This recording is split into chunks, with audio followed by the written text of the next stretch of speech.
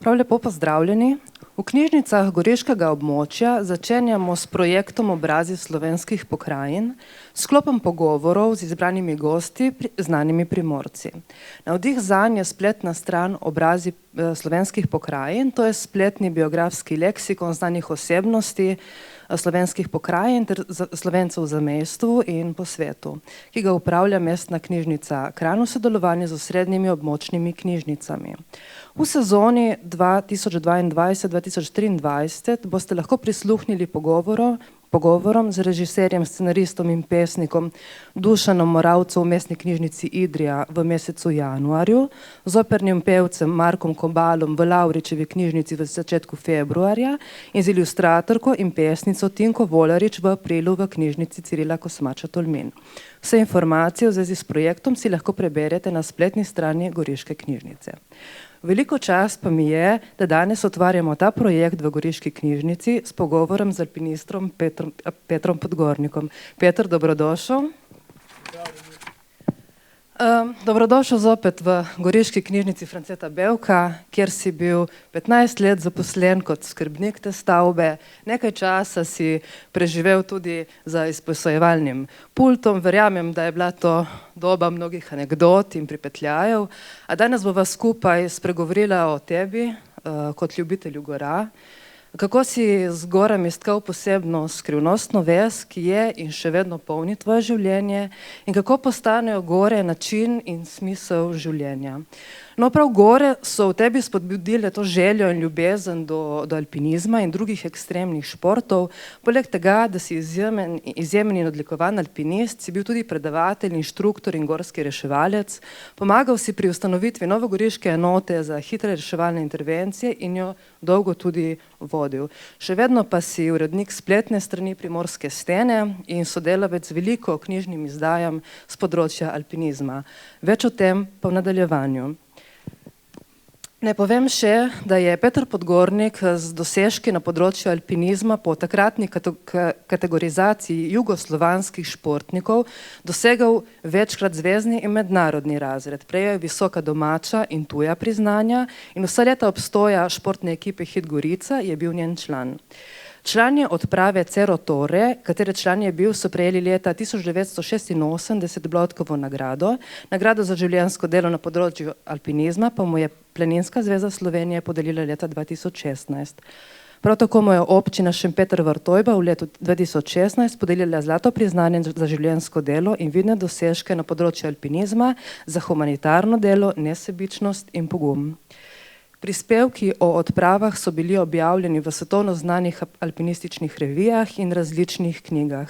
Njegove odprave so dokumentirane v številnih fotografijah in dokumentarnih filmih. A vrnimo se za hip na sam začetek.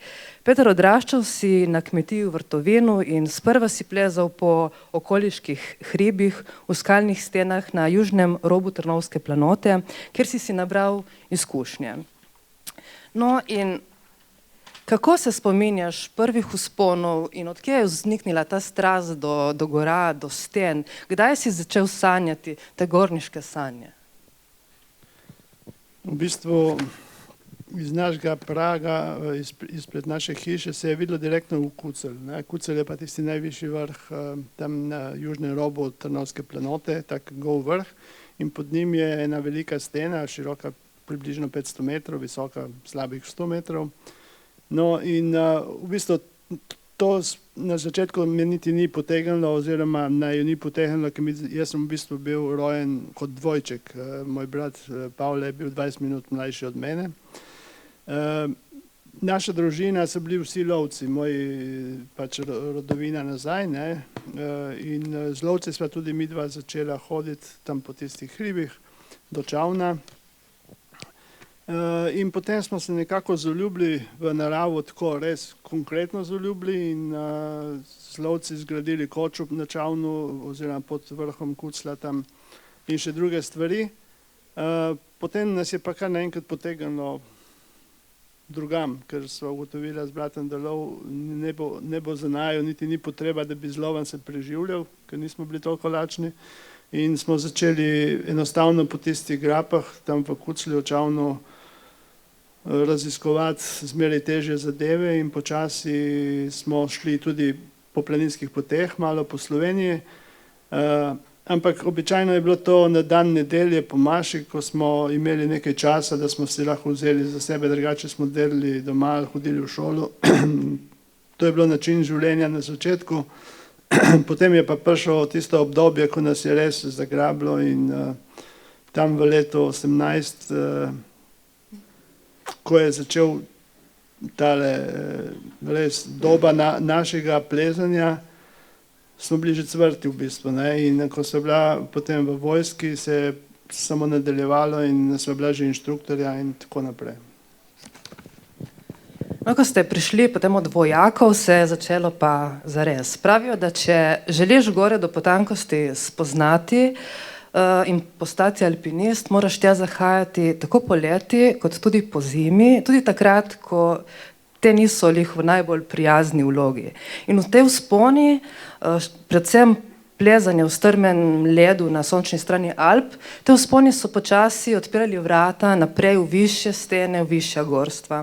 In v enem izmed pogovorov, Peter, si mi rekel, da je bilo nekoč iti na Himalajo, tako kot danes odprava na konec sveta. Kako je izgledal alpinizem pod Jugoslavijo in kako ste služili v bistvu denar, da ste se lahko odpravljali v hribe? Najprej bi rad povedal, tale vojaščina pod Jugoslavijo meni ni bila tako slaba, zato ker z bratom sva bila inštruktorja alpinistična in sva bila v planinski enoti v Kranju, kjer sva potem vodila tečaje, ker sva bila skoraj edina alpinista v tisti enoti in sva pokrivala področje alpinizma in nama je bilo idealno. Potem so ugotovili, da smo dobri športniki, ker smo laufali na smučeh poleti oziroma po zimi in nadaljevali zmeraj zahtevnejše zadeve in tudi pobrali vse nagrade vojaške na področju smučarskih tekov, pa tudi na suho. No in tako smo počasi prišli iz vrst teh enot psihično in fizično zelo dobro pripravljeni in ko smo prišli domov, smo začeli zares. Kako je bilo v Jugoslaviji takrat, mislim, mogoče bojo zdaj rekli, ja, je bilo vse slabo, ampak ni bilo vse slabo, niti slučajno, tudi zdaj ni vse dobro. Tako da za nas je bilo v redu, nismo imeli sicer prevozov, nismo imeli svojih avtov, ampak smo si pomagali, malo več smo hodili v Trentu ali pa švercali se na kakšen način ali pa štopali, da smo prišli v hribe. Drugač pa, ko je bilo pa treba plezati, te je čakal pristop, te je čakal težk nahrbtnik in potem še plezanje, ki je bilo zmeraj bolj v bistvu zahtevno, ker smo pač zbirali cilje. Želeli smo plezati nove smeri in te smeri v letnih razmerah in zimskih so nas potem pripeljale v Himalajo, Patagonijo, Južno Ameriko in marsikam drugam. Moram pa povedati, da že v času, ko sem bila pri vojakih, sem bila ob sobotah, sem imela še knjižnico v naši enoti, sva skrbela za knjižnico, ki sva jo poštimala, uredila knjige in sposojila pač tistim, ki je želel. In v tisti knjižnici sva dobila eno knjigo Tiborja Sekelja, to je bil en pisatelj iz Srbije, tudi alpinist, ki je napisal knjigo Vetrovi na Aconcagui. In ko sva dobila tisto knjigo v roke, ni bilo več kaj razmišljati in sva vedela, da bova šla tja in potem bomo povedali naprej še, kako se je odvijalo.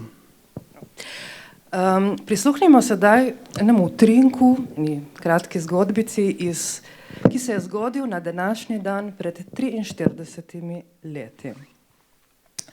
Nad dolino Možnica kraljuje južna stena Jerebice, gore, kjer začutiš oddaljen dih Mediterana. V njenih nedrih lahko uživaš nepopisno svobodo in srečo. Sončna lega, po večini dobra skala in lepe naravne linije že nekaj desetletij vabijo številne generacije plezalcev. V pozni jeseni, ko se dolina suši in duši v gosti megli ali pa kopa v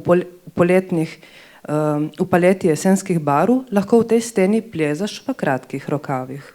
Konec leta 1979 sva s Pavletom vstopila v steno v pravih zimskih razmerah. Primerno opremljena z derezami, cepini, vijaki, kladivi, opremo za bivak in kuho, ter v zelo nerodnih in težkih čevljih. Prvi dan sva imela v zajedah in kaminih sneg in led, na prvem bivaku sva doživela odjugo. Plezanje drugi dan je bilo eno samo tuširanje in močno garanje. Lesene zagozde in iz aluminijastih obročev koles napravljeni klini so odlično prijemali v razpoke, noč naju je ulovila na vstopu v kamin pod robom stene.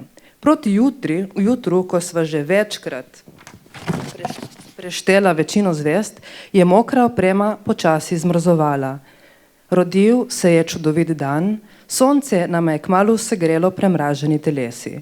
Vesela sva splezala iz stene in se stopila v dolino.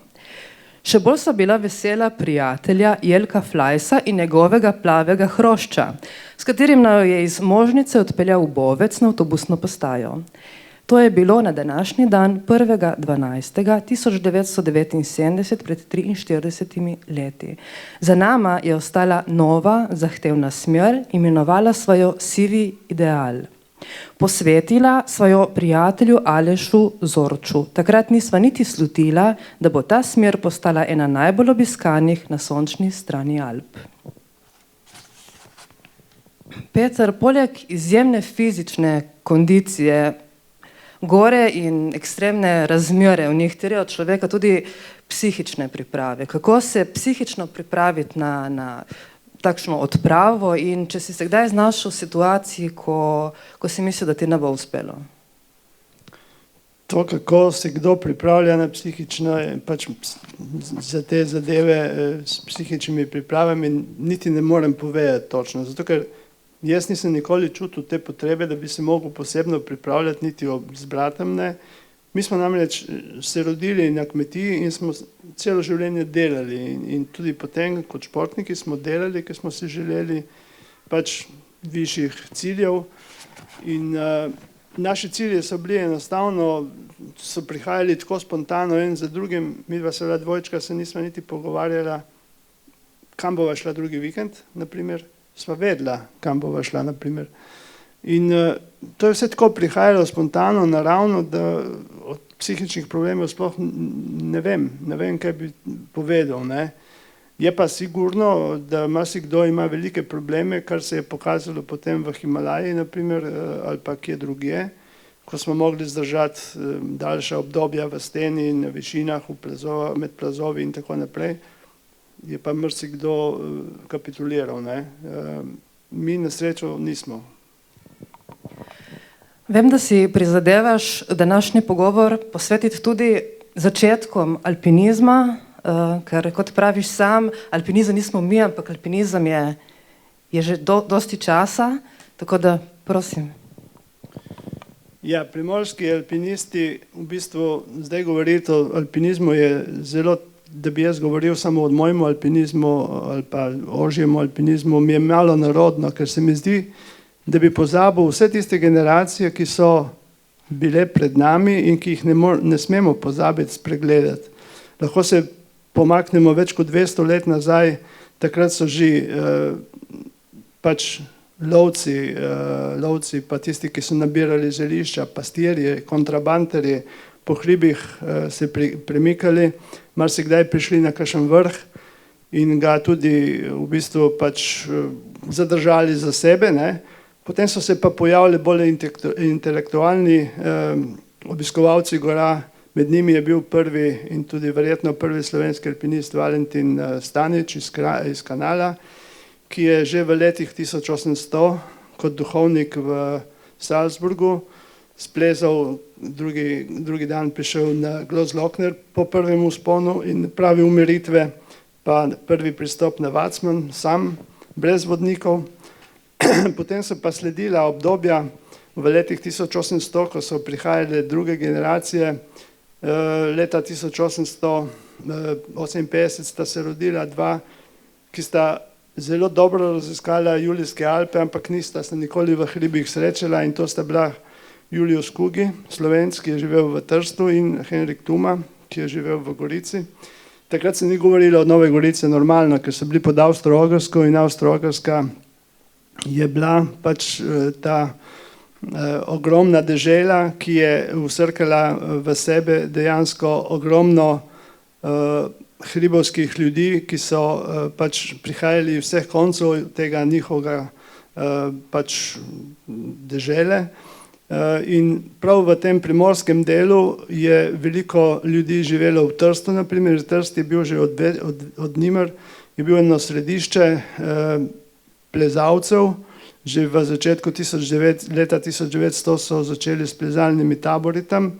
No in dosti Slovencev, tudi iz Goriške ali pa Tržaške, iz Krase je bilo zraven. Ne morem vseh teh ljudi omeniti, ampak sigurno so bili zelo, veliko so pomagali pri razvoju plezanja. To je bilo sicer takrat še na drugi način, ampak tako se je začelo. In naprimer Kugi je imel stalno svoje vodnike v Trenti, v Bavščici, v Loški Koritnici, pa na italijanski strani, v bistvu takrat avstro-ogrski strani, pod montažem, in je bil gospod, ki je imel vodnike, ki so ga vozili na vrhove. On je izbiral smeri. Henrik Tuma je bil bolj samostojen človek, je tudi plezal z vodniki. Veliko smeri, ki nosi njegovo ime, je dejansko so smeri, ki jih je skupaj z lovcem izplezal, so v bistvu jih lovci prej splezali pred njim, ampak to zdaj sploh ni važno, ne. No in tako je šel alpinizem naprej. Tako kot sem prej omenil, v Trstu je bilo multikulturno središče v bistvu Evrope takrat, ne bi lahko rekel. In takrat je živelo ogromno priseljencev in med tistimi plezalci je bilo sigurno tudi dosti Slovencev. In prav ta najbolj znan tržaški plezalec po prvi vojni, ki je bil Emilio Comici, je začel plezati prav s Slovencami. Nažalost je prišel pol fašizem, ki je marsikaj razbil, nekateri so tudi umrli, zato ker so bili preveč zavedni, ampak življenje je šlo naprej. Potem je prišel na vrsto Solkanc, Klement Juh, doktor Klement Juh, ki je bil v bistvu ekstremni plezalec s svojimi načeli in je žalostno preminil v steni Triglava leta 1924. No, potem je prišla tista vojna, ki je marsikje te plezalce oziroma planince razbila okrog in razposlala po Evropi, po bojiščih, in marsikdo se ni vrnil iz Rusije ali pa iz Afrike, nažalost. No, potem, po koncu druge svetovne vojne, je pa začela prav na Goriškem, tako kot tudi marsikje drugje na Primorskem, so začele skupine mladih ljudi, ki so želeli plezati in so obiskovali hribe, ampak takrat so s Polentu si mogli pomagati in je bilo življenje sigurno dosti težje. No, iz tistih generacij, ki so počasi zacvetele in tudi hitro ovenele, so potem bili premori, pa so spet bili začetki. No, v letih, tam v 70-ih letih je bil tukaj na Goriškem najbolj znan alpinist v bistvu doktor Jože Andlovic, ki je takrat kot doktor, alpinist je bil, ampak on je v bistvu deloval kot doktor, čeprav so vsi vedeli, da je tudi alpinistično zelo sposoben.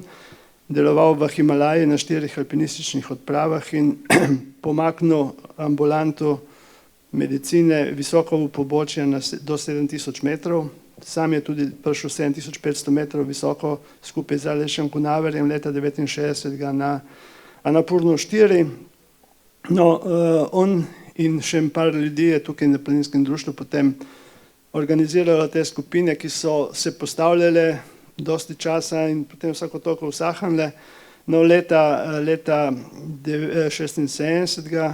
oziroma 75. se je pa ustanovila sekcija alpinistična spet pod pokroviteljstvom Ljubljane Matice in potem se je začela šola, katera generacija smo potem prišli mi in smo skupaj s skupnimi močmi obdelali vse tiste znanje šole, kar je bilo potrebno.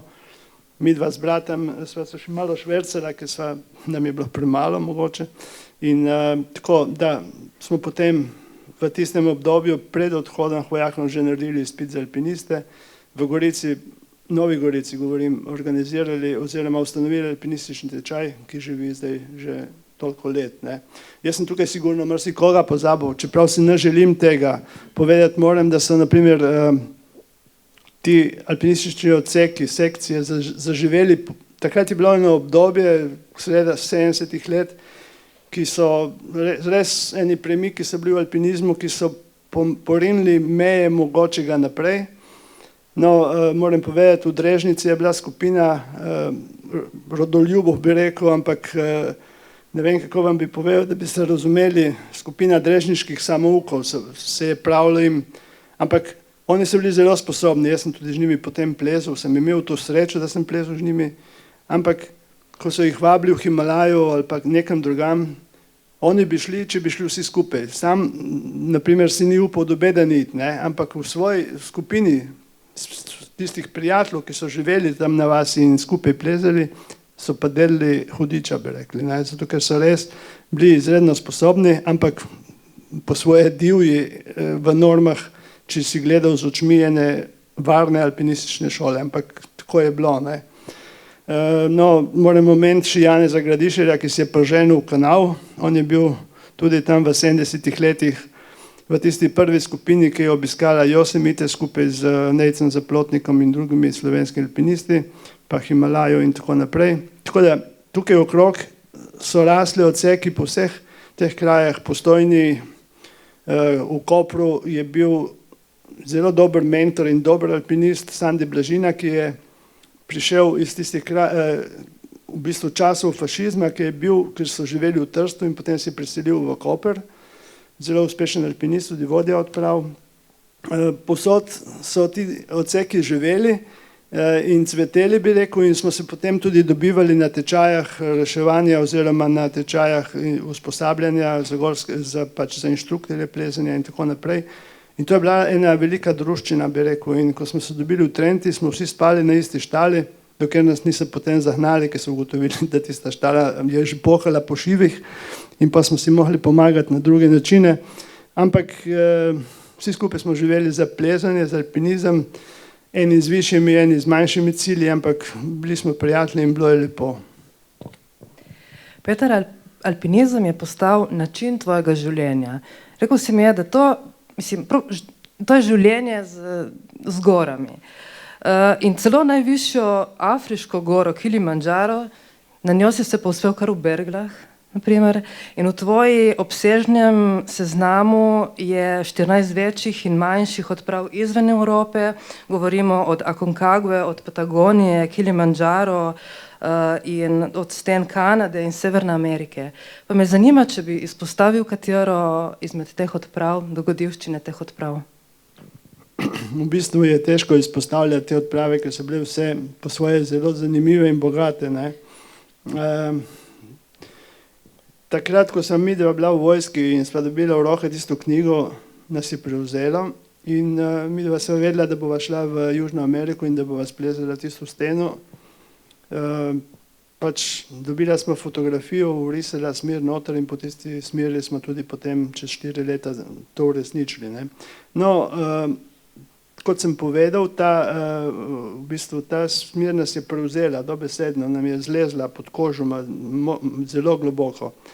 No, in s tistim smo živeli in seveda vsi tisti vzponi, ki so bili na poti, da smo prišli do tega, ker ti začneš plezati v enih lažjih stenah in potem stopnjuješ in potem te stene iz južnega roba Trnovske planote pripeljejo v Julijske Alpe, zahodne Julice, v Karnijske Alpe, pa centralne in zahodne Alpe do Mont Blanca in še naprej. No, in ko sem midva spavljala tam, ko sva plezala tukaj težke smeri poleti in pozimi in potem še v tujini, v Švici in v Franciji, se nam je kar naenkrat pokazala pot, da greva tudi lahko v Himalajo. In leta 80 je bil razpis za odpravo, ki je šla na pot leta 1981, ki je vodil Aleš Kunaver. Midva sva se prijavila in bila sprejeta in potem, jaz sem imel smolo, ker sem omrznil na višini okrog 7000 metrov, brat je bil pa z drugimi kolegi, takrat skupaj še z Nejcem Zaplotnikom in Andrejem Štremflem na najvišji točki na 8250 metrov, ko so mogli po 64 dneh v bistvu slabega ramena na odpravi obrniti. Tako da, ja, tista nam je v bistvu pokazala ene dimenzije Himalaje, midva sva pa že živela za to odpravo v Južno Ameriko in takrat smo v sklopu vseh primorskih odsekov bili smo toliko močni, da smo si lahko to zaželeli, smo si želeli in da smo to uspeli, da smo spravili skupaj toliko ljudi, ki so bili sposobni, odšli za en mesec v Ameriko, prišli na 7000 metrov, skoraj visok hrib, po novih smereh in težkih, in se vrnili domov, tako kot smo kupili avionsko karto.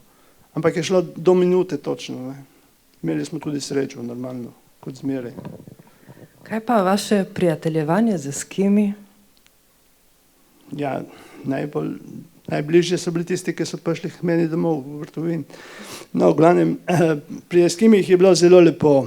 Moram reči, da ko sem pred 5 leti plezal v spomin eno novo smer v Trenti, prav tej eskimski kolegici, katera je bila na naši odpravi skupaj. Jaz sem bil na Grenlandiji leta 84 in 86 v sklopu italijanske ekspedicije, povabljen kot gost. Ko smo bili prvič leta 84, smo bili, pač smo obiskali vzhodno obalo Grenlandije, kjer je bilo lih 100 let, ko so beli ljudje odkrili Inuite, se pravi Eskime, ki so živeli na Grenlandiji na vzhodni obali. Se pravi, da če je bila tukaj atomska doba, je bila pa njih takrat še zmeraj kamena, ne? Ampak v tistih 100 letih jih je nažalost evropski način oziroma način civilizacije prehitev dejansko in nažalost jih je tudi uničil. Tako da meni osebno je bilo zelo hudo, ko sem videl v tistih vaseh Eskime, ki so se preveč opijali ali pa drogirali, ker enostavno civilizacija jim je prinesla vse dobrine, ne? Ampak uničila je njihov način življenja. Ne? In njim ni bilo več treba hoditi na lov, da so preživeli. Ko so šli v market, so kupili vse tam. Razumeš, mislim. Tako je. In hočem reči to, ne? Prehiter razvoj, prihod nekam do nekih civilizacij, sigurno ne naredi dobro. Tako kot ne naredi dobro zdaj taki obiski destinacij, naprimer v Himalaji ali pa bilo kje, ker je kar naenkrat toliko ljudi, ne, da tisti domačini tam tega ne prebavijo več in je že preveč za njih. Se to občutimo tudi pri nas v Posoški dolini poleti, ki ne moreš se premikati. Ne. Kaj pa Patagonija? Kako ustrajati in preživeti v Patagoniji, glede na to, da kot ste si nekje zapisal, da je pač to kot vreme, kot ruska ruleta? Ja, Patagonija je tako. Patagonija je kraj Južne Amerike. Če si zamislite isto špico ameriško, ki se končuje dol proti Antarktiki, potem tam je dejansko vpliv vremena ali z vzhoda ali zahoda, z ene ali druge strani. In te spremembe so tako hitro, da se v enem dnevu lahko spremeni večkrat. Če imaš srečo, boš lahko imel tudi 2 do 3 dni lepega vremena. Saj takrat, ko smo mi bili prvič dol, je bilo tako in tudi potem, ko sem bil še večkrat. Včasih se prišla pa okna, ko je bilo tudi 10 dni lepo vreme, ampak jaz tega nisem doživel nikoli.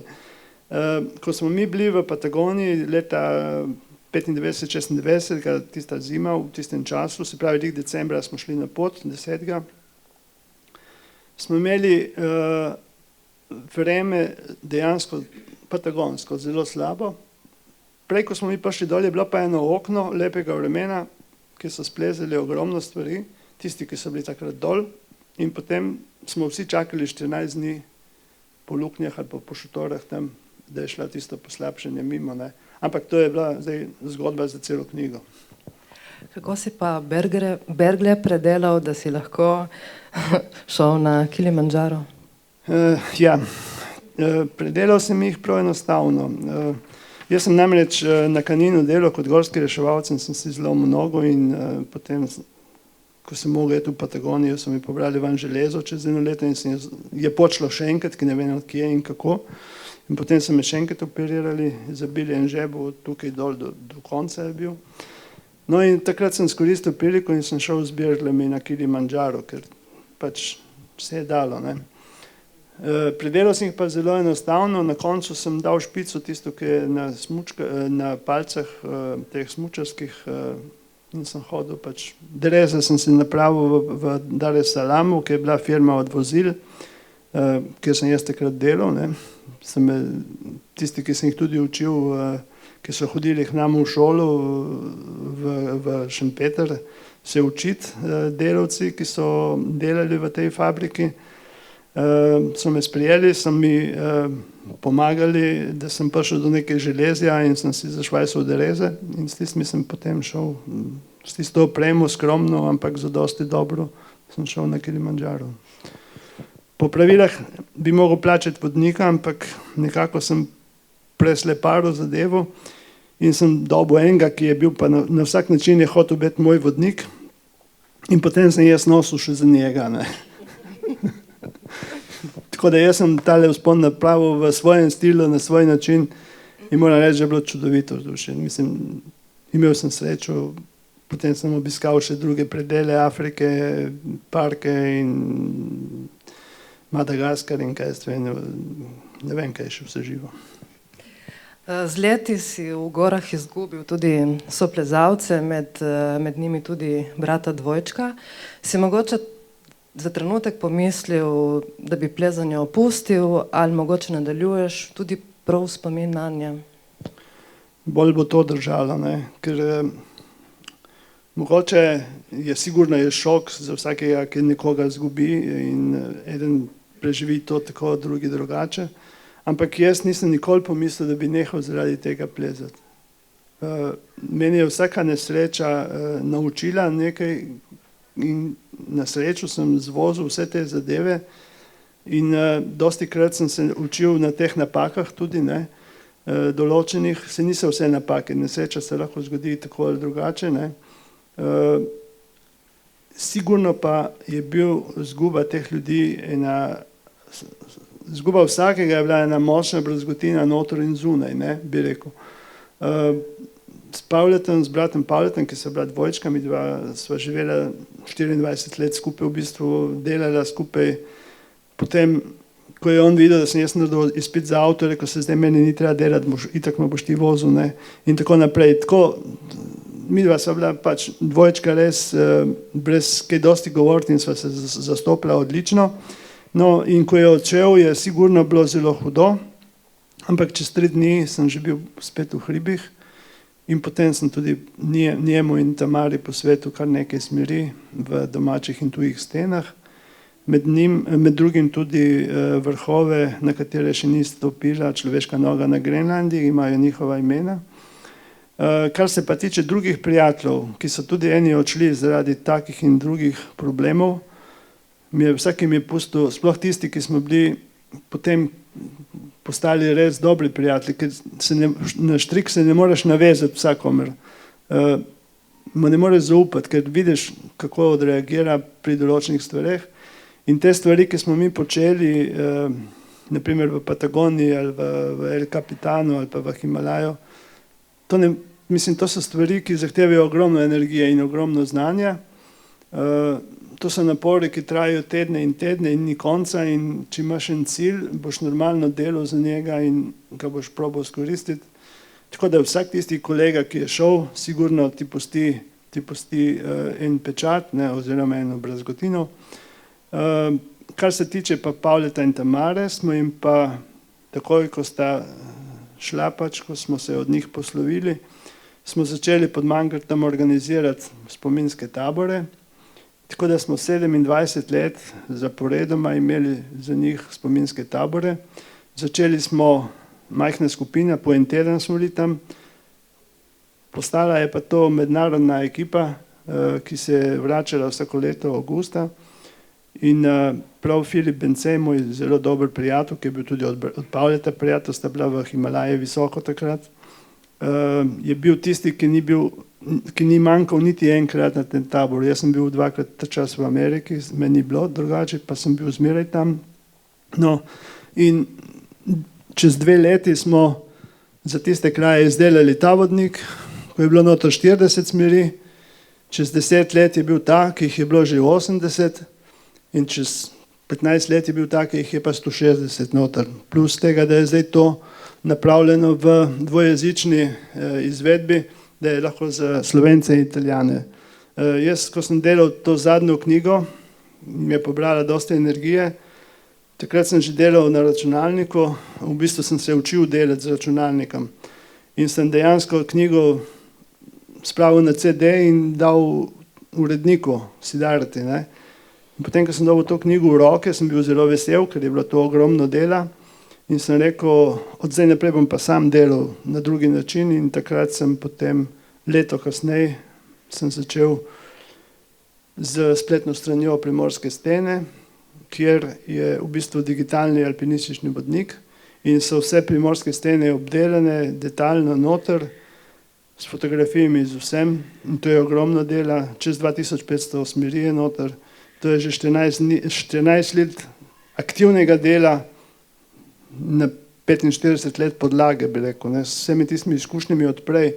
Jaz sem vse, kar smo plezali, kar smo delali, arhiviral in tisto potem koristno izkoristil.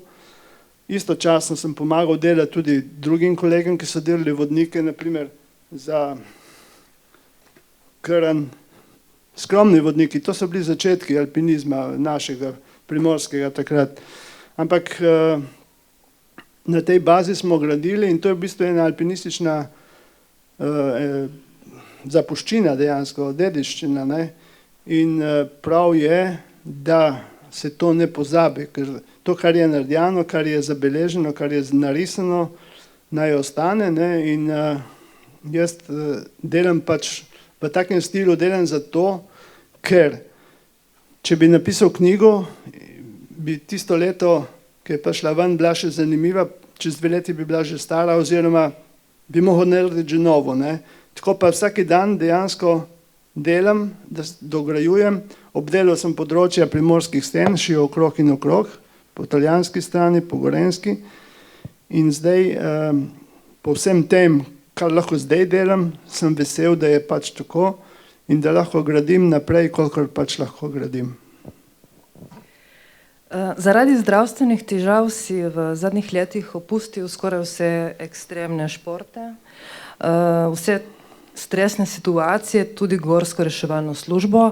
Pa me zanima, če nam lahko malo poveš o tej gorski reševalni službi, kaj si počel takrat in kako, s čim se zdaj ukvarjaš, ko si to opustil?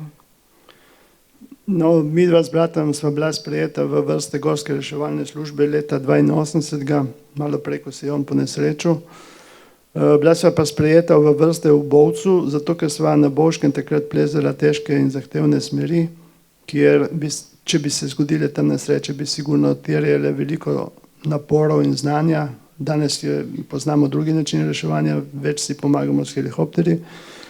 Tako da so nas Bovčani prijazno sprejeli noter, ki so vedeli, da bova lahko prišla prav, ne. No, jaz sem pa že prej, mi smo že prej reševali na teh poteh v hribih, ki smo bili tako mimo grede.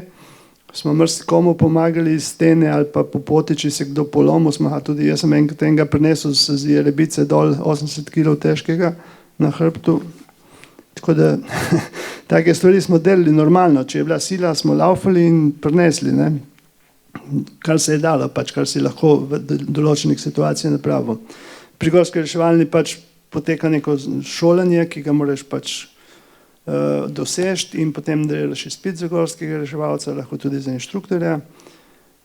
No, jaz sem imel največ intervencij v bistvu še skoraj v tujini in Patagoniji in v Italiji večkrat, tako da sem kar nekajkrat bil na intervencijah, enkrat dokaj lahke stvari, ampak če moraš nekoga oddaleč prenesti, se boš tako zmatral, drugič so bile grše. No, ampak to je pač če si v hribih, da živiš v hribih in da se gibaš v hribih, je prav, da tudi lahko pomagaš, ne? Kar je osnova.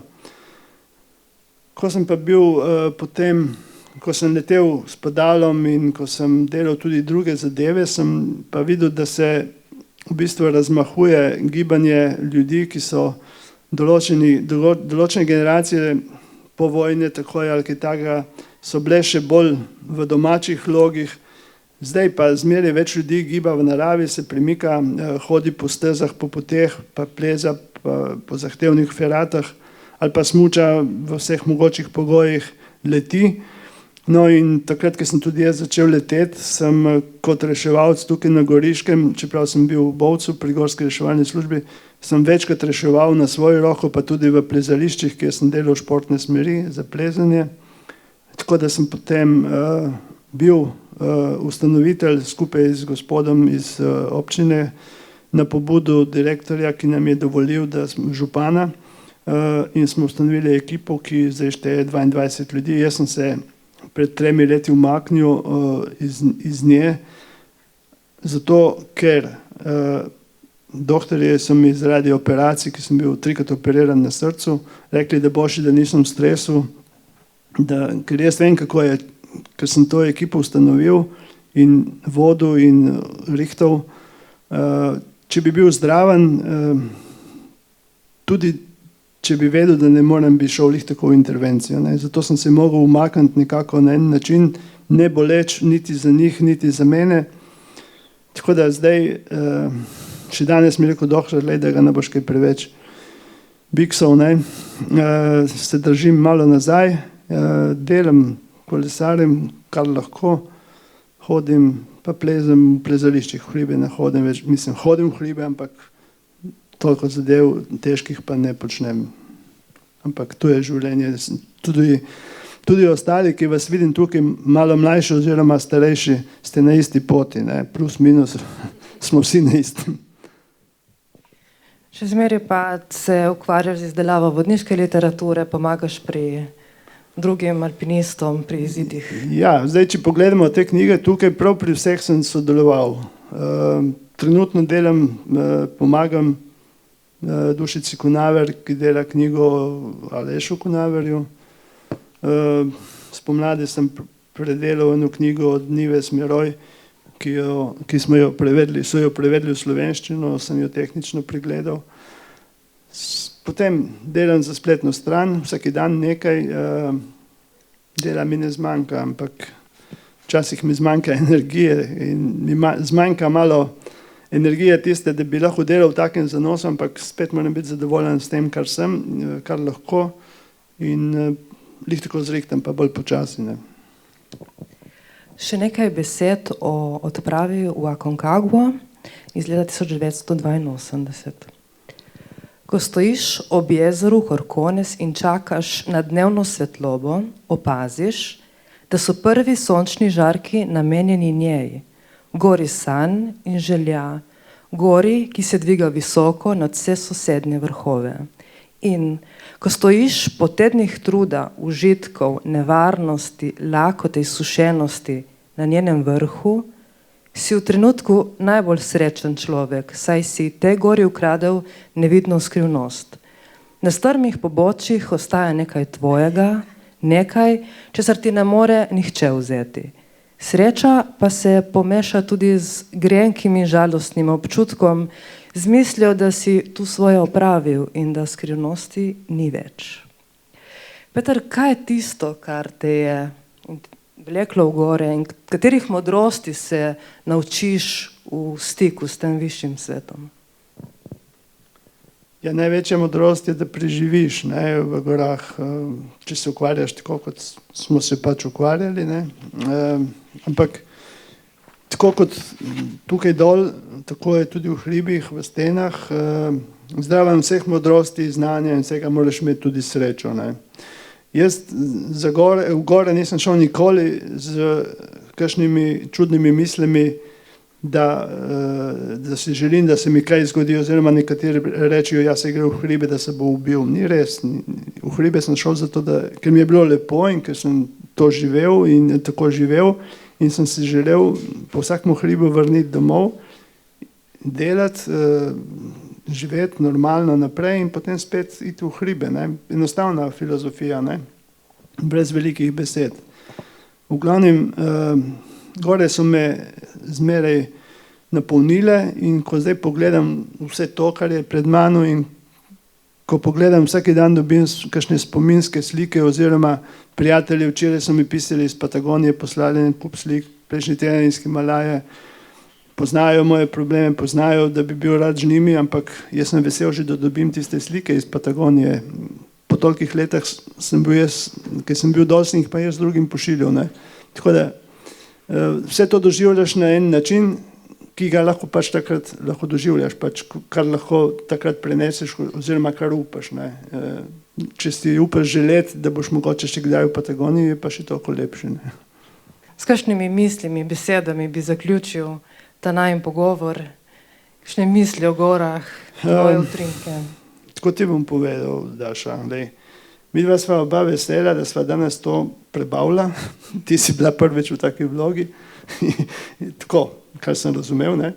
Jaz pa tudi po dolgih letih spet tako na tej strani.